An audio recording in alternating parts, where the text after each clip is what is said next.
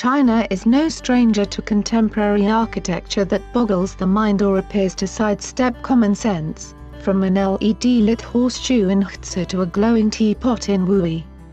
But in 2016, China's State Council released guidelines forbidding the construction of bizarre and odd-shaped buildings lacking character or cultural heritage, shifting their focus to the economic, green and beautiful.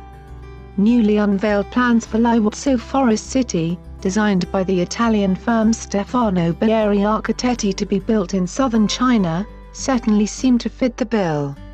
The 342-acre, self-contained neighborhood will comprise more than 70 buildings, including homes, hospitals, hotels, schools and offices, all of which will be covered with 40,000 trees and almost 1 million plants.